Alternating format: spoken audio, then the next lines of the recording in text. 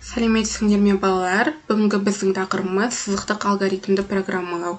Жалпы біз бұл тақырыбымыздың мақсаты алгоритм деген не екенін түсініп, сызықтық алгоритмді қалай құруға болатынын үйренетін боламыз.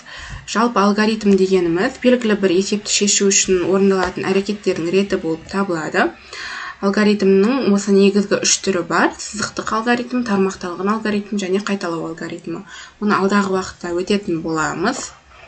Енді бүгін сызықтық алгоритмді түсініп алайық. Ең алдымен, мысалы, біз тіктөртбұрыштың ауданын тауып көрейік. Біз математикада просто оның формуласын жазып есептесек, Pythonда оған белгілі бір әріп таңба арқылы белгілеп, оның формуласын жазатын боламыз. Ең алдымен А тең алдыңғы айтқандай енгізу, яғни int input арқылы жазамыз. Int input бізде қазір Python shell'де мәні x деп шығады ұзындығының. Сол үшін біз мына жерге x деп жазайық. X жақшаны табамыз.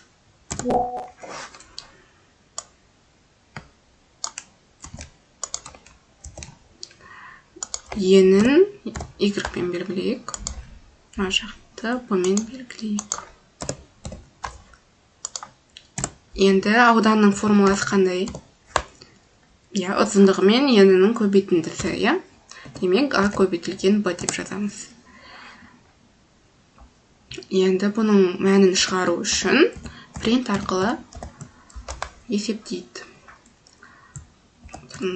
Ақша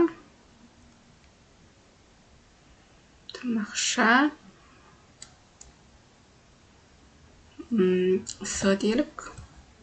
Ақша жабамыз. Түр S дейміз.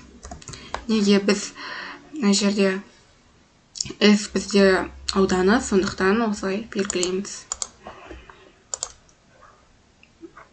Сақтаймыз файлды.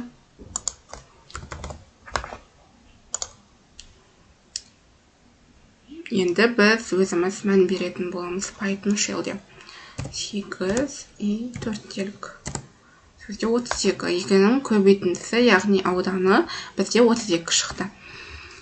Яғни енгізу, есептеу, шығару арқылы біз осы үш қадам арқылы сұрақтарға жауап алдық. Яғни осы үш қадаммен есепті шығара білдік.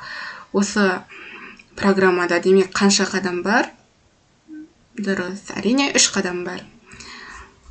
Осы бойынша есепті қайталап көреміз. Енді біз бұл жерде ауданын есептедік қой, енді сендер өздерінің периметрін есептеп